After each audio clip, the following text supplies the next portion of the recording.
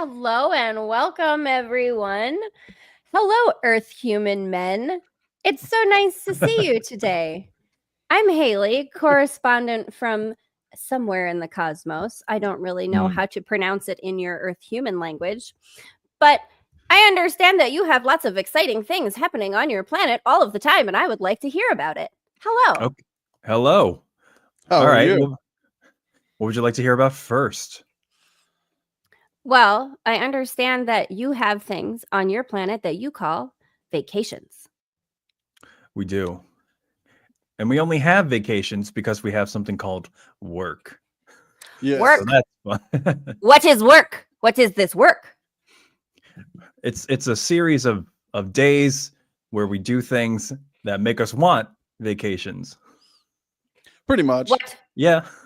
The vacation is there to keep your sanity more than anything. Yeah, from the work. But it's kind of like a double-edged sword because once you go on vacation and then you come back, you could usually come back in a really shitty mood. Yeah. But vacation is meant to be fun, no? The vacation's fun. Yeah. Going What I'm back finding out, here. yeah. What I'm finding out if vacation is becoming, it's either like you have to, when you're on your own, your vacation is like traveling to somewhere that you've always wanted to go to, or a vacation is you're catching up on things that you've been neglecting on around your house. Kind of so. Yeah, I've been balancing between that. A House. staycation. I have heard that you have these things called houses. Yeah. What is this thing called a house? Okay, so we're not good with outdoors. So we built walls and a ceiling to kind of protect us from things, like getting swept up in a hurricane. And it does a good job 40% of the time, I'd say. But you are part of nature, yes? You are organic animals. Yeah, we try not to be. Yeah. You do not like your own origins.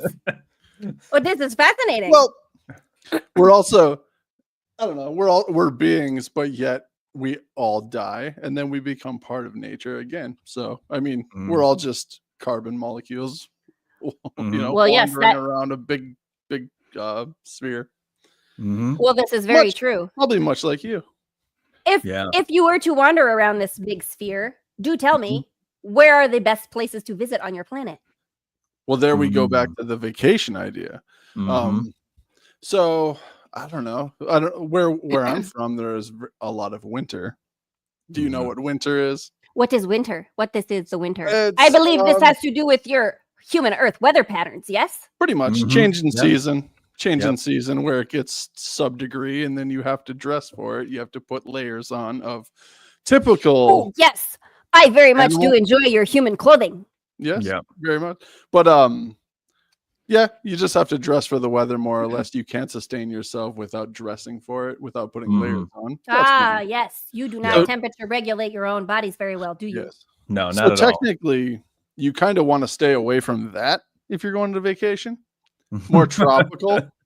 Yeah. You know what I mean? It's not an enjoyable thing. People like to enjoy themselves on vacation. Yeah. Where would you go to on vacation if it was you? You go ahead. Okay. All right. So vacation. So somewhere we're tropical. So like, for example, in a few months, I'm going to Disney World. So that's down in Florida. Which, like nice, warm, little like wet, humid, or somewhere like Italy, but Italy has winters too. So you got your good in your bed. But Bahamas area, that sounds pretty good. Palm trees, nice open sky, clear water. Yeah. That's basically in the middle of our globe is the equator, and that's where you find the warmth. So that's where we technically like to go. So that's where you want to go. Just picture the globe right in the middle. That's where you want to be. Yeah. I see. So you have specific preferences for the parts of your globe that you enjoy to be in. Well, the sun enjoys it more, so we tend to go there. Yeah. We don't really. See. Yes. You get very excited about your central star, do you not? We do. Yeah. Yes. But sometimes being in the light of your central star makes some of your skin get very red. What is this? I can attest to that. Well, basically, we have things called sunscreen, something called SPF. So you put that on your skin, and it creates kind of a barrier in between you and the sun. So it is burns. like a second But- skin for you, so that you do not cook. pretty much. But Mhm. also, you can get like even in the winter months where it's cold, you can still get a wicked sunburn. So Yeah. if that makes sense to you. Either way, the sun's effects don't go away. Depending on where you're at in the world. Yeah. I see. You still can get sunburn in the winter. Oh, wow. And then we also have a thing in the winter called snow blindness, where you can basically burn your retinas from looking at snow. And that is from the sun bouncing off the snow. So it's a reflection of the sun. And you see that guy right there? Oh, which guy? I don't know, go back to where you were. Well, you end up looking like that anyway. So Yeah, right there. Ah. The guy with the sunglasses. That can happen in the winter. Like that. Wow. There's no escaping a sunburn for me, I guess. You still got to be very careful. The only reason I escape a sunburn is because I have a lot of layers on in the winter. Basically, Mhm. it can't reach my skin. So Yes, again, I do enjoy your human earth clothing. I like these coverings that have the furry pieces on them. mhm. It's very stylish. Yep. Oh yeah. Stylish.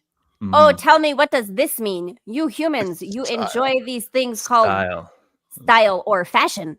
Style or fashion. Well, it depends on who you are and where you are, because to me, style is like warm, like plaid clothing and cardigan. See, like that's a little much. What sort especially of when you fashion? dress- What sort of fashion would you call this style that you are looking up? I don't know. Anything H&M is selling pretty much. That's a store around. That's a H&M, man. That's a pretty good store. Yeah, but the man part. Yeah, there we go. And I don't know. I mean, I'm looking to eventually retire in my vacation spot of Capri, Italy. So whatever they got going on, but I think they do a lot of fashion shows, and that's probably not my scene. So I mean, being in touch with fashion as much as I am, it's I mean, like I don't know. you're seeing it for me, right? Yeah. I just bleed fashion. But it's basically a very regional thing also. Like there's a new thing where people go to a secondhand store, which a secondhand store is where you recycle your clothing. Somebody takes You are able to get other body parts at other stores? No. You can get you're second able and to third get hands? Clothing, you are. Mhm. Well, I mean, Oh. depending on where you're at in the world, you can get secondhand parts. It doesn't matter how you get them, I guess. Yes. That's another thing on vacation. You should probably watch where you go in the world. But Yeah. You but do not want to be basically- losing limbs. but basically you take your clothing to a building, and they'll put it up and sell it to somebody else that might want it. So a lot of that is kind of coming with fashion too. It's a lot of the older stuff that people used to wear, stuff like that. Yeah. And then along with that ring of fur on Mhm. that hood, that's kind of an ode to the prehistoric stuff. Like probably, I don't know if you recollect thousands of years, but a long time ago. I have visited your planet before you had technology. So you probably have seen it. So in other words, like I prefer the fashion that you have now. For sure. Okay. All right. Yeah. This is much more colorful. Yeah. But in prehistoric times, that's how you got your warmth. You killed animals and you took their skin and you put it on top of your skin. Mm-hmm. Yes. Very sort of It's kind violent. of morbid, but it's you had to stay alive. So. Yeah. But now we do it to make other humans think that we're cool. Yeah. Cool. So, yeah. Yes. Explain to me this concept of coolness. I haven't figured it out. Yeah. But it's when more people like you than don't, I think. Ah, okay. Yeah. Who would you say in your human earth linear time sphere has figured out coolness? Who would you say has? Off the top of my head, John Stamos. There you go. Wait, John Stamos. Yeah. Let us look him up. He's a cool guy. He's a cool guy that never seems to age. That's pretty cool. Yeah. Despite So remaining young is cool. Which means that playing and having fun is cool. Yeah, because you don't want somebody to like get out of touch with you for a few years and then see a picture of you and go, oh. Yeah. That's never a good reaction.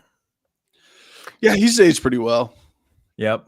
Yep. That's another thing. We have this thing called age, where you make it Mm. a certain amount, and then you start looking pretty weathered. I Yes. guess you Yep. could say. And You humans have a very interesting concept when it comes to your deterioration states. Mhm. It Yeah. is very unique. yeah, What's your lifespan like? We live for thousands of years on my planet. We Oh, think of you wow. humans as being very much in your adolescent stages, even when you are in what you call your 90s. Yeah. Yep. so makes what? sense. What part of where are you from exactly? Let's hear this, because you're asking Let's us. hear this. Let's hear this. I am from an overlay in the 6th dimension of what the area you would call Andromeda. I am not necessarily from your actual physical universe, but I am from another dimensional overlay that exists somewhere around the area you call Andromeda. What's your favorite planet you visited?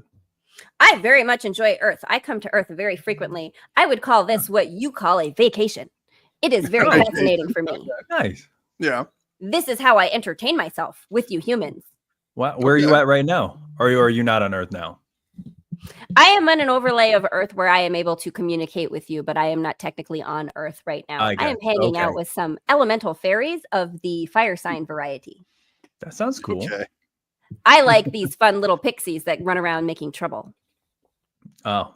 So And I understand that you and your human Earth life, like you have many, many different kind of mythical creature lores. What are some of your favorite mythical creature lore? Well, I just recently got introduced to a Wendigo the other day. yeah, there you go. Yeah. You are not previously familiar with Wendigos? Not as much as I thought I was, but then somebody showed me some pictures and I haven't been able to sleep since. So that's cool. Well, we shall bring them up. There they are. Yo. These are not your favorite creatures then? No. Well, a Wendigo is this like is more what I am used to seeing for a Wendigo. Much more the white skin. Oh, have I been pronouncing it wrong? Wendigo. Okay. All right. I have heard it both ways. Yeah. God, it's just like all the wrong parts of animals put together. Yeah. Here we go. And a rake. Oh. A rake. Cryptid. Here we go.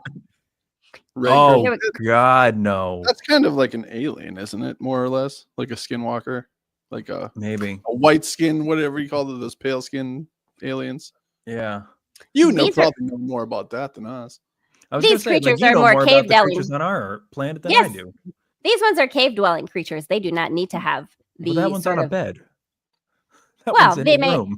They may sometimes come to visit other humans the way that I do. We do all find you very fascinating. Oh wow.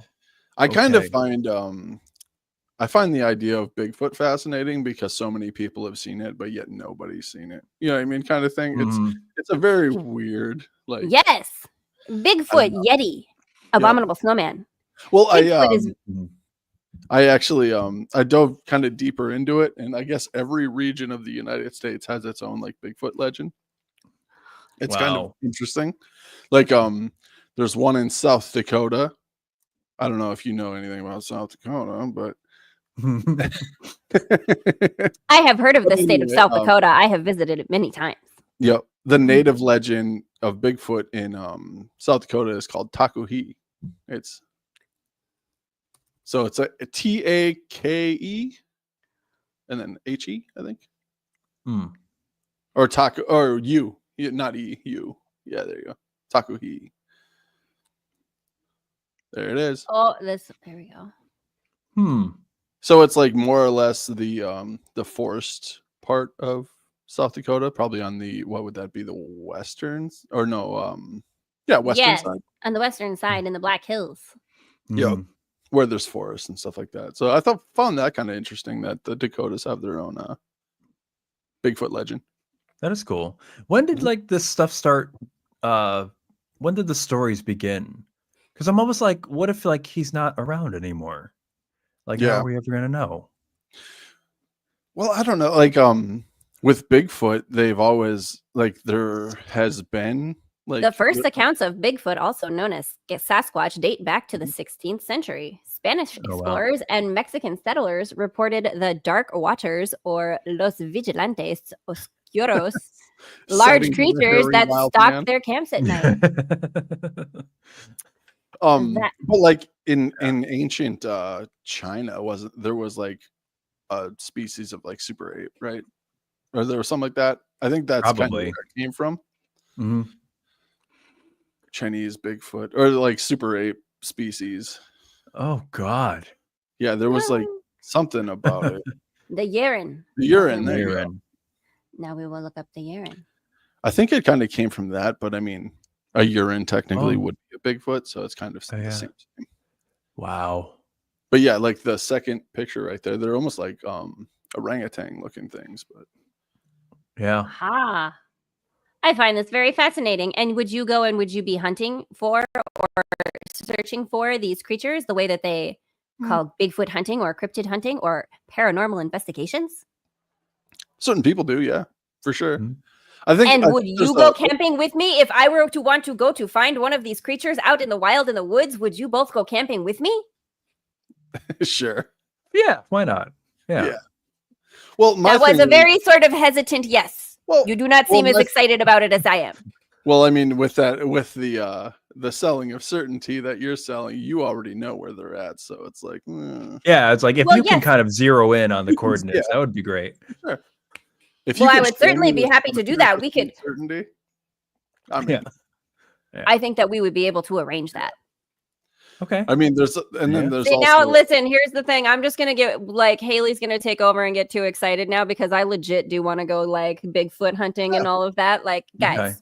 for real, for serious. Come What- on. How do we, boys, Okay. how do we make it So, like- happen for me? I need to go find a Bigfoot. Well, like first off, like what would you like entrap it in? Like what's Well, your I don't method want of to. like I don't want to entrap it. I just want to like. you mean hunting as in like go, Like- like spot it. I saw it picture. I want to Oh, be okay. the David Attenborough of cryptids. Yeah. I want to go and just to be observing in the natural habitat and filming Yeah. and being like, Mhm. and here in the Pacific Northwest, we have Yeah. what is called the Sasquatch. Yeah. Sasquatch is just hanging out in the trees like he does, knocking Mhm. on wood and eating berries. And Mhm. that's what he does or Mhm. whatever. That's what I want to do. Like, how do I have that happen? How do I real life Mm. be David Attenborough of the cryptid world? That's what Mm. I want. you would have I to mean, be very lucky.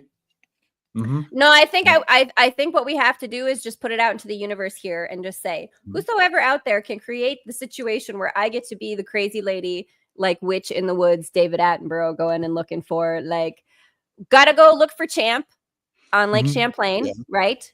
Oh yeah. No. Are we ready for the fun Well, little like speculative do theory it. that I think is super exciting about the Yeah, idea do of it. Loch Ness and Champ Go. and sea Go serpents? for it. Go for it. What, you guys, what if there are like underground sort of like cave systems, like way deep underground that are Mhm. sort of big, Mhm. and these like Loch Ness type things can swim from like Loch Ness in Scotland, go through the ocean, and come swim through those caves somewhere and come up in Lake Superior. It's, yeah. Even more I mean- fun, what I if mean- they are multidimensional beings and they can just like teleport kind of? Mhm. They're just like, I'm sick of this water in Scotland. I'm gonna go hang out in some water in Mexico, Mhm. and they're gonna think that I am some other kind of like weird sea serpent thing. Mhm. Because if Yeah. I was a cryptid and I could teleport, what if that's Mhm. what Bigfoot is doing? Teleporting. What if Bigfoot's teleporting? And that's why people don't like, you never see evidence of Bigfoot. Bigfoot's just popping in on vacation. What if Bigfoot is Possibly. just here in our dimension on vacation, freaking out campers because haha funny? We got to check out these caves a little bit more in depth, man. Well, I think I think so. We need to go Well, I find mean- where they are. Mm. well, I mean, to begin with, like the Bigfoot idea is it's a super elusive creature, so it would almost have to get used to you being there. It would almost have to have a curiosity about you. So you would have to be in the Yeah. spot for a long, Yeah. long, long time. I We think. all want to ditch the 9 to 5 and just go live in the woods, don't we? Oh, sure. Like, Yeah. let's start a nonprofit sanctuary group for cryptids specifically, Mhm. and be like, we're just going to start buying up sanctuary land Mm. for cryptids where people can just set up tents and their RVs and be like, all right, peeps, This is going to be the spot where y'all hang out and just wait for your Sasquatch to show up. Everybody make sure, like, again, the content creator house idea we had. Yeah. Now it's a content creator RV camp site. Wow. In various places. Who wants to go to Scotland and hang out on Loch Ness for a while? Me. That'd be cool. That would be cool. But like to that also, you almost don't have to like buy land because most of these sightings are on national parks anyway, so you're free to go camp at them anyway, kind of thing. You know what I mean? Okay, let's get all the content creators we possibly can together, and like let's all just go camping for an extended amount of time in Yellowstone, and just wait for Bigfoot to show up.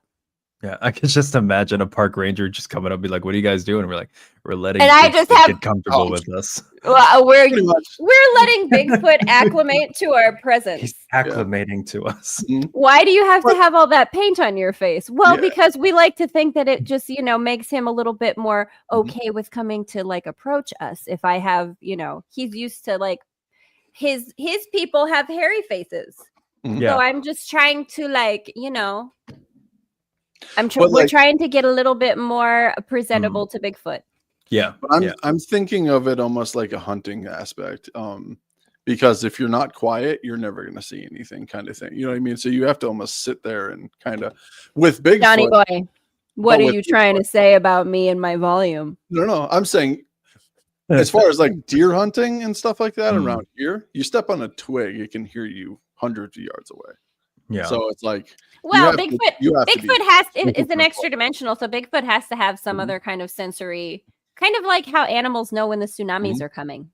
But also, to your credit, with Bigfoot is an apex predator. It has other sensory stuff going on, and it can climb. It can look.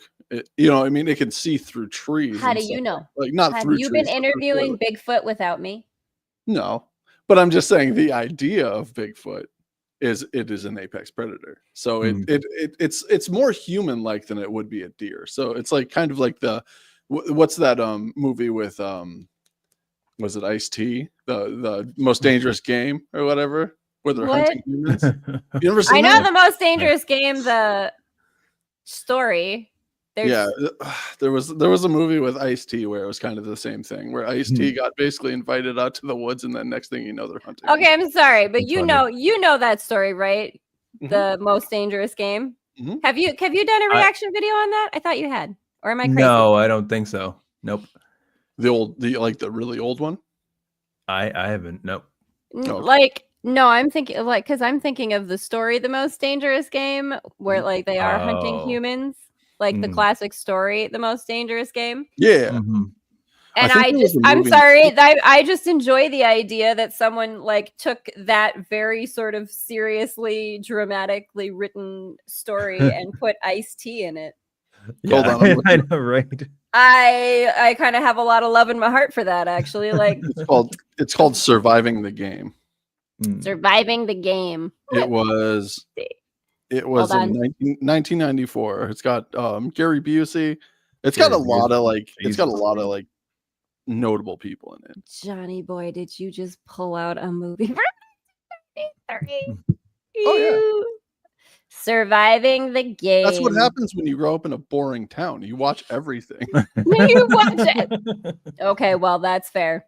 That is why we have a very large compendium of like TV and movie knowledge from the like 80s, early 90s, because what else were you going to do? And you know what's really funny is like that might be why I have a reaction channel now, is because like there was so much happening around me growing up that like I am way behind on like stuff that I need to like, that people are like, you should have seen that. And I'm like, I know, but I was doing stuff. Yeah. But here we are, and now I'm catching up. But this is exciting though. Then so like Johnny boy, we need to try to help. What other things do you need to catch up on? I don't know. Like I haven't seen a lot of classics, and like from like Godfathers to like Lord of the Rings and stuff to like like all that stuff. Like pretty much all that on. I've been in a bubble. So I mean, you gotta go. Indie films too. 2 and 3. Really okay. Yeah, Godfather 1 is a must watch. Godfather 1 is fantastic. Yeah. We need I'm gonna like you got 6 hours. We need to start a reaction just like podcast situation where we go like where I just like teach a film class based on my silly knowledge to you, where I'm like, okay, we're gonna go back to the 20s and we're gonna go to some silent films and we're gonna we're gonna react to some silent films for you, because I bet there's so many of them that are like free to watch on YouTube too. Probably, yeah.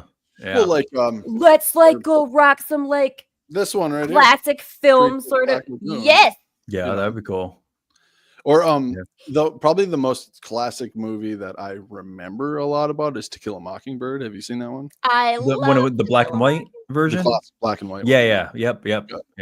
Well, that's one of my favorites, and I love that book. The thing that tripped me out is, have you ever seen Lonesome Dove? No. The TV series it's like a Western TV series. The main character in Lonesome Dove turned out to be like the antagonist or the weird guy. Okay. So I was like, that's fascinating, but my mind goes weird places when I was just gonna say where I don't think I know Lonesome Dove, but like Howdy Cowboy. When were you watching this? We watched it in school. Oh, you watched this in school? Oh yeah. We watched a lot of movies in school. Like we learned about the Revolutionary War. We watched Patriot. Oh wow. So you were learning about the Revolutionary War through fictionalized stories about No, Lonesome Dove is just a classic book. And then they made a series about it. I think the only movies that they had us watch, other than like when a teacher was out, was like strictly like the film version of whatever book we were reading. This was something we watched in when I was in English class. We watched The Scarlet Pimpernel. What is that? I thought you were going to say Scarlet Letter. No, The Scarlet Pimpernel. I saw you type in Scarlet Pimp, and I was like, what? The Scarlet Pimpernel. Well, Pimpernel, yeah, but like you said, it was just Scarlet Pimp. I was like, okay. Yep. Yeah. Oh God. Yep, there it is. The Scarlet Pimpernel. That reminds me, like, just a funny... I don't even really remember what it was about, to be honest with you. I just remember the name because I thought it was silly funny. But look, Jake Seymour. Ian McKellen. Have you ever heard of the movie Blackula? I've heard of it. Yeah.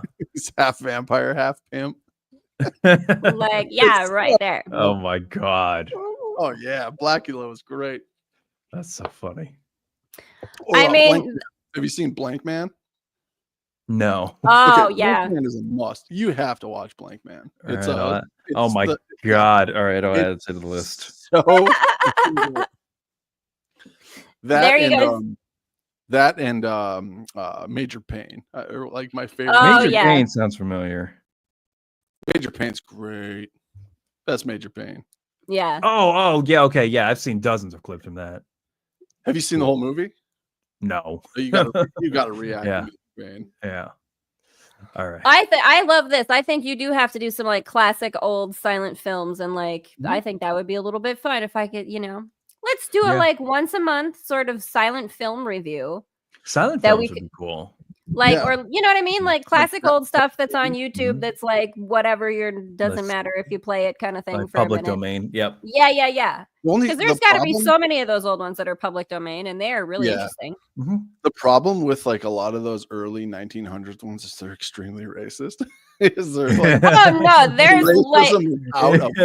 I was in film school, we had to watch. Oh Lord, what was that? It's like a 3-hour movie, and the KKK saves the day kind of situation. Yeah, like it's terrible. In like, what? Of its time. Save the day. I don't know. It was. I can't. What is the movie that I'm thinking about? It was so terrible. Oh Lord, I'm gonna have to try to. It saves the day. It was like it's I was about to type that into Google. Oh God, I'm gonna get a knock on my door. Right. Oh no, yeah. Like be very careful about it. What I'm trying to think. There's a silent film. I can't remember what it was, but there was a part in it where.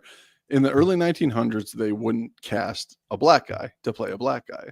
So they had a white guy, super excited. Birth of a Nation. D.W. Griffith, The Birth of a Nation. That's what it is. Yeah, but they had him like black face paint. Guys, do you want to see what I searched to find it? What is going on here? 3-hour-old silent film, very racist. Birth of a Nation. Blackface right there. Yeah. And does that not say a lot about our country that like Google was like, oh yeah, that one. I remember. I love also that it's called The Birth of a Nation. Like it's something that's like a renaissance. Like it's a positive revolutionary change. Mm-hmm. Oh, But it's very not.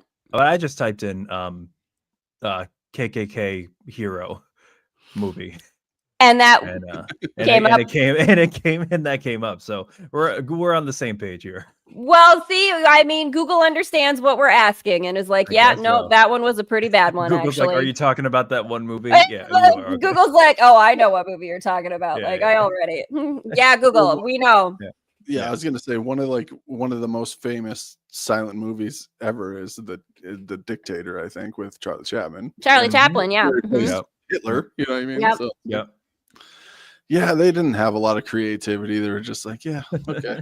We could watch some of like the old Buster Keaton stuff. Like Buster Keaton stuff is actually really fun, I think, because he did a lot of he was doing a lot of kind of the bigger effect sort of things. Like I can't remember which one it was where he's like building a house like on the prairie or whatever, and something happens and it all crashes down. And like the way that it's sort of like film. The process of it, like when you had to do it without CGI, I guess, right? Yeah. To see that process and what they had to do to like, a lot of those old films are like, what's the one with like the moon getting hit in the eye with, what am I thinking of? Come on, peeps, get our classic film hat on. I am the wrong person to. I know what you're talking about. Yeah. This is why we need to do this. Like the Cabinet of Dr. Caligari, right? Like I could totally do like a little like old school film stuff reaction, something or other. Like I think that would be fun. Or like well, I mean it's not a silent movie, but War of the Worlds, like the classic War of the Worlds. Public domain stuff, because it is fascinating to see how they used to have to do it with the film cameras to like animate without this. I mean, this isn't really on par with like classic movies, but I watched a video one time of a bunch of the parallels between The Hobbit and the Teletubbies. Like there's 4 of them. Hold on. There's 4 of them. They all worship a sun, basically Sauron's the sun or whatever with the face. They live in huts. It's like it's a lot of parallels. That's so funny. I was just like, okay, why not? It is a thing apparently. Look, they have a little comparison. Right there. It's a popular little comparison that comes up. Conspiracy theory, yeah. Like Dark Side of the Moon with Lord, do we want to know what happens on Reddit with that? I don't even know if I do. I don't know. But have you ever watched Wizard of Oz while listening to Dark Side of the Moon? No, but I know that that's a thing. It links. There's a video you can find on YouTube where it's like all mashed up, like for you or whatever, and it is kind of crazy how well it matches up. Was that done? I can't remember. Do they think that was done purposefully by Pink Floyd, like that there was an influence there or something, or no? Well, what year did I can't remember what year it came out. Did it come out before or after The Wizard of Oz? Because it came out in the 70s. Well, no, because The Wizard of Oz was Dark Side of the Moon. Hold on. Well, yeah, Wizard of Oz was 39. Yeah, like way early, but like, okay. Was it purposeful? I don't know. Like, Dark Side was 73. Okay. Yeah. I know that. I don't know much if that was purposeful, but I know like. According to my AI overview. Yep, no, the pairing of The Dark Side of the Moon by Pink Floyd with The Wizard of Oz was not intentional. The band members and the album's engineer, Alan Parsons, have all denied any intent to connect the two. Yeah. When the album was recorded, there was no way to easily show the film in the studio. Okay, well, they say no. Pink Floyd says no. Yeah, I know that Robert Plant from Led Zeppelin, he wrote a lot of his lyrics based on The Hobbit. Or whatever, like the books. So you can find a lot of parallels, like the Misty Mountain Hop or whatever. I had no idea about that. I just love this weird music knowledge that you have. That like, where does I love it? Well, what other little tidbits do you have on in the music realm that we can draw on? See, now I put you on the spot. Then it's harder. No, no, So- no, really. So sorry. Well, I like to is- go through I like to go through the Beatles catalog pre-drug and then post-drug. That's fun.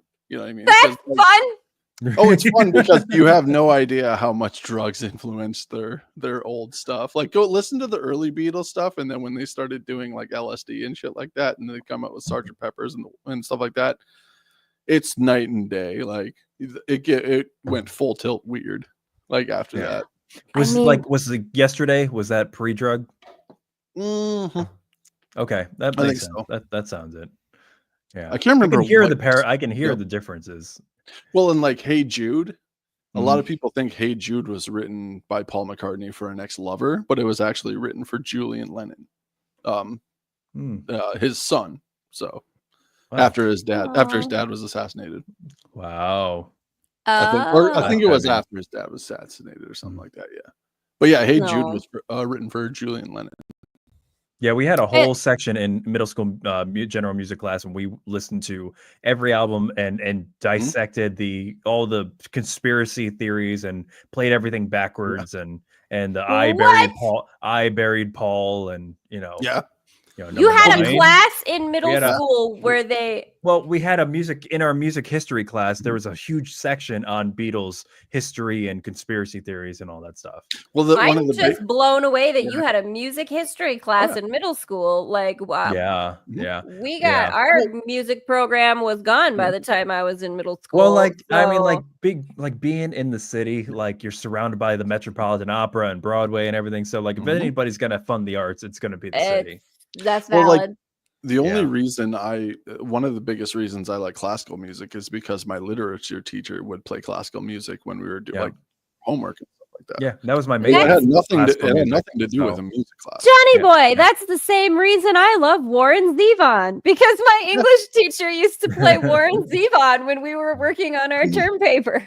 Mhm. Well, I like a lot of like the dark stuff, like not the happy stuff like the classical music. I can't like there's is it Carl Orff? Or That's like not- Carmina Burana. Yeah. Like it really has or big Oh Fortuna choral, kind of stuff. Yeah. like dun dun dun Yep, dun. Yeah, It's not so classic. But I mean, it's- Carl Orff is yeah. It's like I like the dark neoclassicism. stuff. It's like Yeah. 20th century, late Yep. 19th century stuff. Yeah, Yep. yeah. I or got like you. Mozart's Requiem does that too. Yep. Yeah, Mozart It's goes dark. yeah. Good looking dude. Look at him. Like Orff. very Mr. put Orff. together German dude. His stuff I is really used. like Carl Orff. They use his stuff a lot when there's like something like dramatic and climactic happening in a film. Mhm. You Yep. know, like this, like some apocalyptic thing. Mhm. Hans Zimmer likes using influences by him a lot. Also, Oh, like Gabriel Fauré, Yeah. Beethoven, Mozart. Yeah, big climactic I stuff. love Hans Zimmer. Yep. Mhm. It's One of coming. my- Yeah. That's kind of one of the reasons I like opera music too, because it's meant to kind of take you to a place, almost like transcend your mind. It's Yep. not meant for you to really pay attention to what's going on. It's meant for you to go to a place. You know what I mean? It's this big like Garibaldi. transcendental like Yep. melodramatic Mhm. moment. You know, I used to perform it. You know, and Yeah, so I love opera. yeah. I just to a What kind point. of- North Dakota. I've never really had an opportunity to go to an opera, so Okay, Yeah, but well- like, talk at me a little bit about some of the Uh-huh. like. We haven't gotten. I don't think we've gotten any deep dives on your opera performances. Oh yeah. Like, oh, yeah. you sound so thrilled. You sound Yeah, so why? excited. Yeah. Does that- yeah, bring it on? No, that- like because you have talked about like you would like to go to Italy and stuff like that. Like, Uh-huh. did you Yeah. perform So- Italian operas? Yeah. So I was gonna did. say, is that like where your fascination with Italy, some part of it, because there's so much. Yeah. Well, so like I grew up in an Italian and Irish household, so I always had Mhm. Italian food around me, and I always grew up like that, liking that real high starchy carb, great Mhm. like rich sauces and meats and everything. So that's one thing, and I love Italian cooking. And just like the coastline of like Capri and like Sicily and everything are just so beautiful. But like the language is also really great. Yep. It's so rhythmic to it, and Mhm. and just like German and French. But no, when I was performing, what I would perform, like I took a few groups to like some international tours through Italy, Austria, Switzerland, France, Germany, Mhm. and then went back to France twice, and then went back to Austria twice, and then we Wow. performed in Australia and New Zealand at the Sydney Opera House. That's but really I did, cool. but most of my actual like operatic performances have either been here in the city or in Boston or sometimes Chicago. But they'll call you up and say like, hey, we have a great role for you. Would you want to like fly to Dallas and come, rehearse with and perform for like a, 3-weekend, gig? And you're like, yeah, sure. Great. Or How do I conducting get it. hired by an opera house to just follow you around and like be a personality person, being like, hey, y'all, we're in Dallas and we're going to be listening to whatever Italian opera. Give me a name. I don't know. Yeah. Like if you want to be PR, like that would be great. Yeah. That's That maybe sounds that's good. what I need to do. Like, hey, opera Yeah. houses. I Yeah. love I it. mean, like, because people like how don't- did Go ahead. that's so much traveling. Like, I It's a mean, lot of it's traveling. Yeah. Yeah. so, but like, Yeah. tell me a little bit about that then. Like how do you get onto a project where you end up like in Australia, New Zealand? Like how do you get onto a project where you end up in the UK? Oh, yeah. Like Sydney Opera House. Yep. So like a lot of that, like you kind of have to do a lot of self-promotion. And then a lot of this business is like who you know. It really is like who you know. And then like once you put like you make a good impression on them, you're just like, okay, I can show up, I can do what you need me to do, and I can do it on time every single time. I can hit that note every night, no problem. Then you're more reliable, and then they start calling you and they say, hey, like we'll give you a stipend, we'll pay for your room and board, all that stuff, your travel, and then you can come and then you'll be like an in-house in-residence artist. The only times I was really doing that was when I was actually like conducting the operas or like the orchestras or whatever. But like performing, it's a lot of like your own like self-promotion. So like going to Boston to do like whether it's Carmen or whether it's like some Mozart one like the Marriage of Figaro or Magic Flute or something like that. It's really awesome. I was gonna say to Haleigh that event or that show that we went to at that cathedral in Sioux Falls. Yeah, there was 2 opera singers there. Yeah, that's true. And they had been called from from wherever. But I kind of here's another thought. Like this is my brain is silly. We all know this. Be ready. Be ready for the hard pivot back to weird if we're all ready for it. Bring it. Let's go. Jack the Ripper. Everybody loves Jack. I think I've mentioned this. Like this is what I thought of, that there's in the book Everybody Loves Jack, the investigative journalist who wrote that and researched like the evidence he put together was that he thought it was an opera singer who was Jack the Ripper. And that like he kind of followed his but that's what it was, that he like followed his like different spots that he traveled to. And like that like and he had some like things in New York where they had some New York murders that they thought were similar to that MO. And like that's and that's kind of one of the things he explained. Not that I'm saying you've been like traveling around and like that's not what I'm trying to say. That's just where my brain went. No, that's fine. And like one of the cool things I like to when people are really genuinely interested in it, I like to tell them that there's so many different genres of classical music. Like if you sing in a classical style, you're not necessarily an opera singer until you actually sing like an opera. So like there's that classical style of singing, like you'll hear in a lot of Hans Zimmer's music, his like vocal music, his choral music in the background. Like choir is like a different genre. And then like one of my favorite scores of all time is his Da Vinci Code scores. And like when he does like and especially like Angels and Demons, his like choral stuff in there, it's so booming and epic. And it's Hans Zimmer when there's a whole lot of blah. So like there's so much more, and you could hear classical training in a lot of like modern day singers like Ariana Grande. The only reason I have like a respect for like her work, not her current stuff, but I can hear her like classical training like in her Broadway stuff, and like you can physically hear the difference between her and like Katy Perry and like who has classical training and who doesn't. Another it's super cool. another group like that you can really hear the classical influence too is like it's a metal group, but it's a German Rammstein. Oh yeah. If you listen to I can't remember his name, but the lead singer's voice or whatever, it's very operatic. You know what I mean?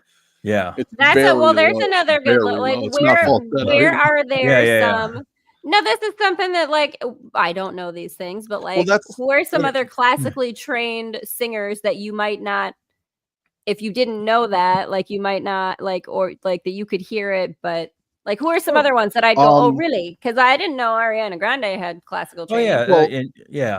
Like, and you can hear it. Go ahead, John. No, I was gonna say, I'm not saying he was classically trained, but Freddie Mercury.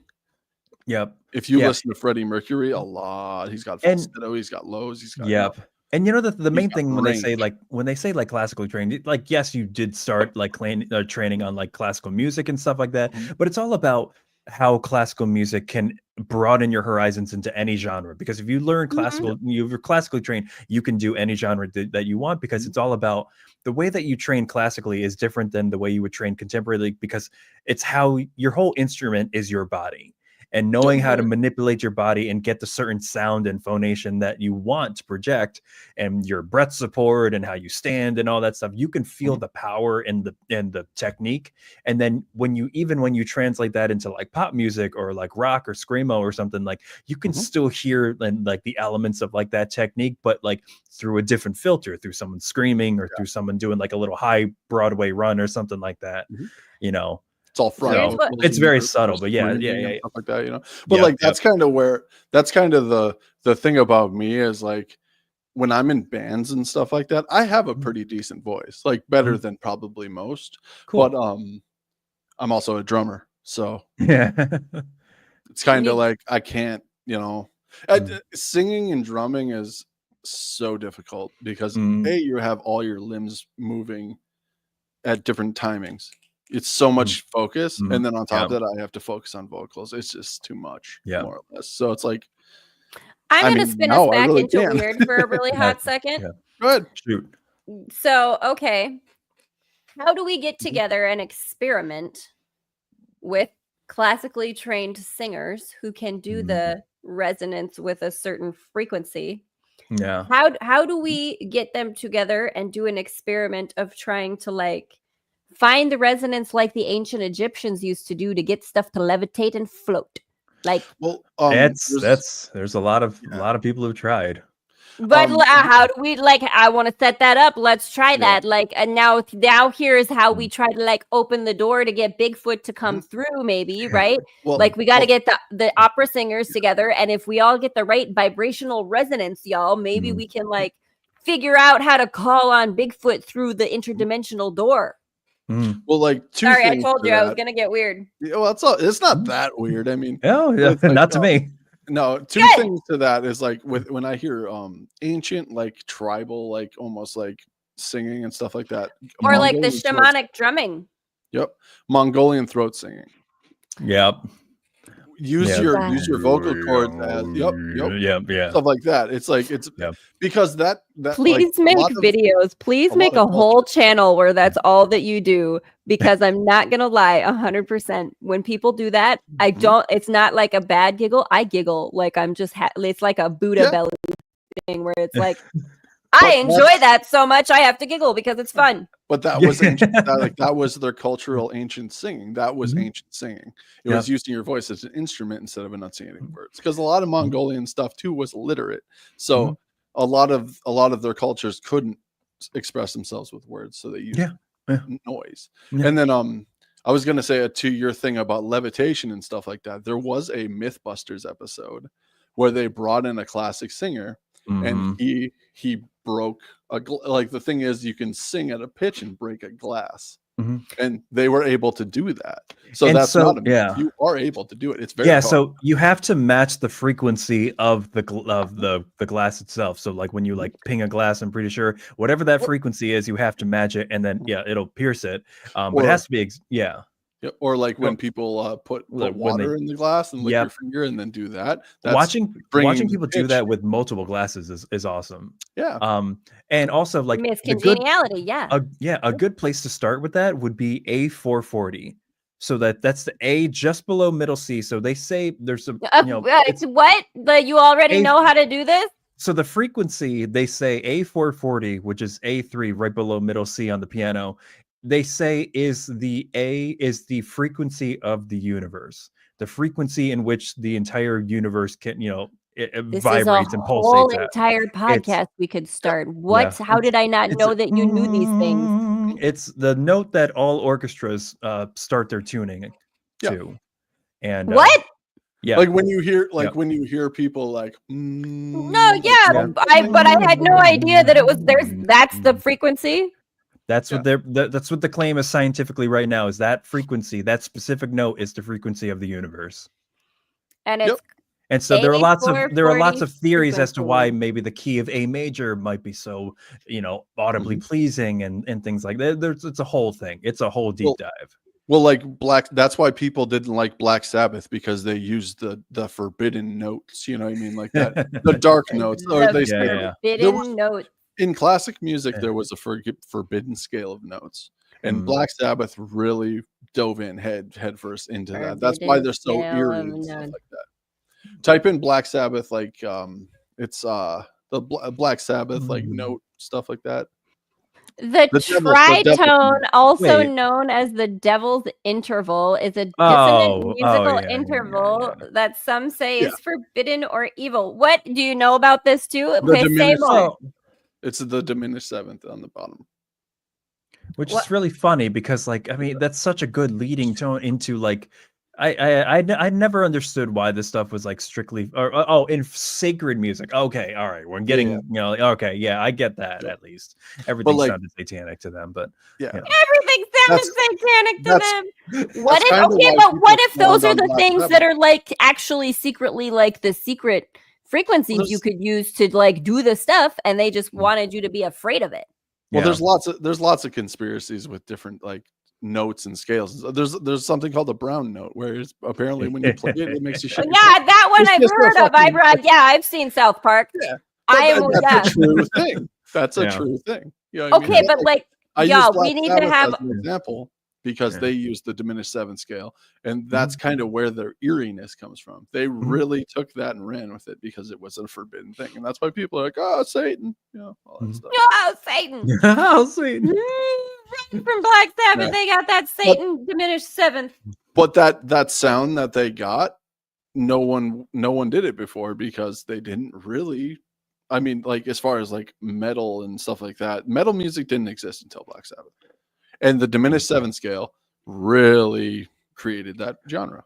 But especially if you're talking about tritones, I mean, like, that's like adding a third to the first and fifth, and that's what a power chord is. Most rock music, that's just pretty much, you don't really use it that much. So. But if excuse me, hi, hello, pause. Hey.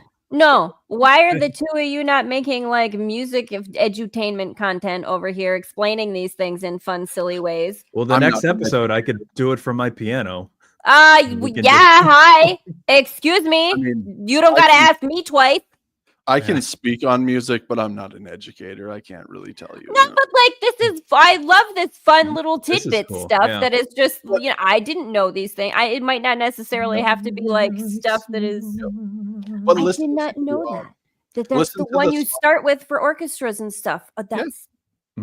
But like, if you really want to like know what you're saying as far as like that forbidden tone and stuff like that, listen to the song Black Sabbath by Black Sabbath. Those three notes fall into that, basically. Yeah.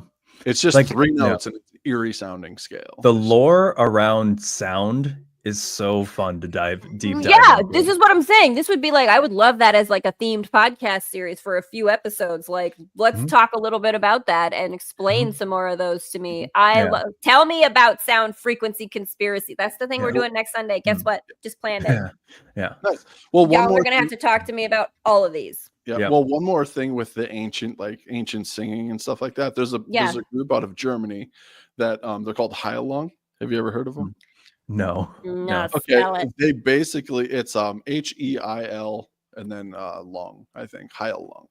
But their thing about it is it's very tribal, like Germanic, like like stuff like that or whatever. And they use look like some rockin' rad Krampus type folks that I would love to hang out with. But here's the thing: if you listen to their music, it's nothing. That's all traditional German tribal like looking stuff, but with their stuff, they sing it all in an ancient Germanic language as well. Oh. Wow. I am very about this look that they have. This is very sort of classical singing and stuff like that. It's very much on the realm with that. Wow. I just love the theater element of this, that they're very sort of old pagan nature god kind of. That's all it is. Vibe. It's like, yep. Wow. People look at me weird for wearing this. It's a pentagram with the the elements of life around it. It's like that's just pagan. It has nothing. I was like, Yeah. yeah, but like the pentagram has just been so misinterpreted. Yeah. Oh, you know. yes, absolutely. So. But I love this kind of stuff though, where you have those kind of old pagan traditions that people are like looking at and getting into and getting more of the like actual sort of the lore or the reasoning behind why they would use it, because like some of it is that sort of like shamanic drumming. They used it purposefully, like that frequency tonal stuff you're talking, like it was purposefully ritualistically used. And they use like traditional instruments too. A lot of their instruments are not they don't have guitars and stuff like that. They use, one chick just uses bones and she collects bones together as like a you know. Do they have any string instruments that they use? No. Because I was going to say like the original like violins and cellos and all the string instruments used to be strung with like sheep's gut. Yep. And stuff. Yeah. Yeah. Dried out sheep's gut. I'm going to send again, this is you guys, this is the whole pot. Next Sunday, y'all tune in, because I'm gonna make John and and our writer reacts friend. Guess what? You're not reacting to. You're gonna be teaching. I need to know more of all of these things, and we're gonna look up some images of like old instruments. Y'all, can we please have an episode where you guys tell me just about like all the old music stuff that is super crazy fun times? I mean, that and just how it influences now, because there are so many influences nowadays. Yeah. One of my biggest musical influences is like 70s, like African music. Like not African music, but like African American music. Funk and stuff like that. Because I do like African music, but James Brown and like stuff like that, the OJs and stuff like that, that kind of stuff. I still listen to Little Richard. James Brown. Yeah. I love Little Richard. I went. Okay, well, we're just gonna pivot to some musical ADHD for the next for the foreseeable future in these episodes, because it turns out I need to know all the things that y'all two know about all this stuff. One of my favorite concerts. I need to be the alien who learns about all the music things from you. Yeah, there you go. That would be Teach me how you use frequency. I know how we use frequency. Teach me how you humans use frequency. You make things that you call music. Yeah. But like one of my favorite concerts I've ever been to, I saw Ray Charles before he died. Nice. And like that was my favorite concert. I got to work for a BB King show like a few months before he died. Yeah, that was amazing. BB King, rad. Yeah, there's some. He was awesome. Like, anyway, sorry, Haleigh. No, I'm just so super excited that I'm like, guys, we have this is a whole series, because I will bother all like you guys all the day long for more weird music conspiracies and all this kind of stuff. I'm so excited about this band. I got to check out. Well, there's the Haleigh, or which one? Yeah. Well, another thing to check out too is like check out like Robert Johnson. Everyone kind of knows who Robert Johnson is, like the guy that sold his soul at the crossroads and all that. Oh, yeah, that. Okay, but like that kind of stuff. With Delta Blues, listen to a guy named Son House. I love Son House. Like the old twang, like such shitty, like tin can sounding like blues. I love it. Delta Blues is one of my favorite genres ever. Oh no, for real. Like I love that kind of stuff too. Like the folksy music like that. There he is. Everyone, there's a thing about his fingers too. Everyone thinks he sold his soul and his fingers were super long, so they think the devil gave him ability to. You know what's funny is that it reminds me of Tenacious D in The Pick of Destiny. Yeah. Oh yes. It's very much like Tenacious D. Oh, I love Tenacious D. But the tribute was in the crossroads. It was, Y'all, I'm so excited for us to talk all the weird music stuff. I feel like there's just, you both have a wealth and compendium of knowledge that I just need to like mine and dig. That's my little alien job. I'm here to like get all of your information and take it back to my planet. Well, to the credit of like to that credit of watching everything because you were a bored kid. That's why I know. That's why I've listened to a lot of different stuff.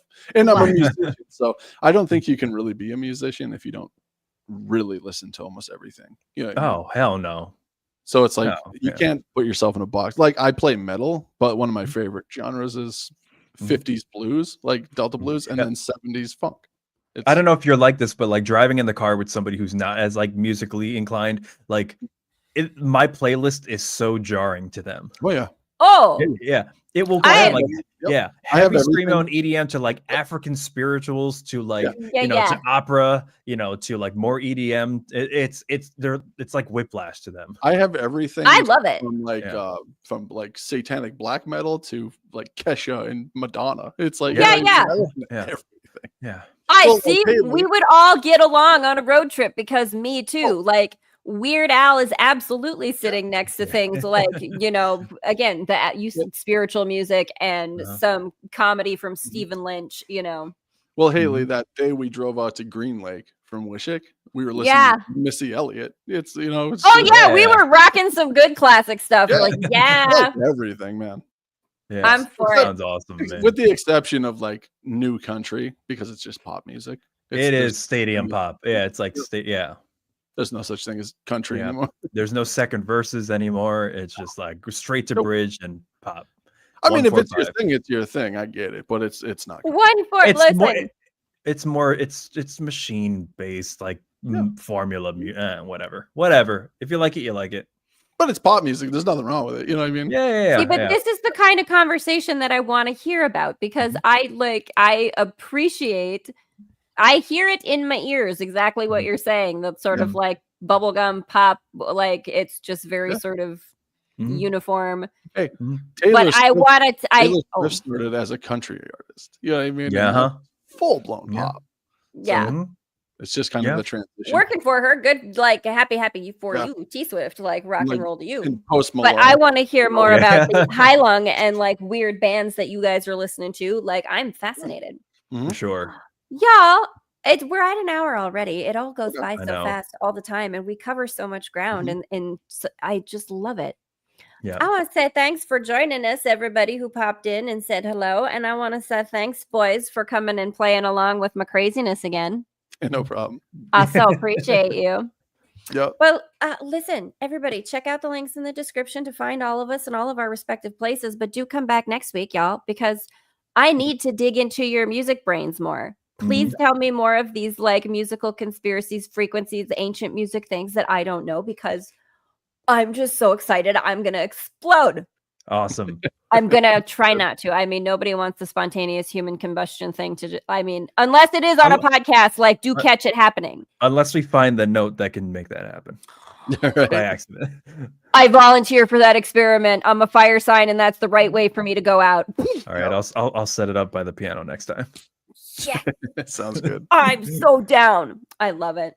I'm so excited. Thanks so much, y'all, for joining us. We appreciate y'all, and we'll see you next time. Bye, guys.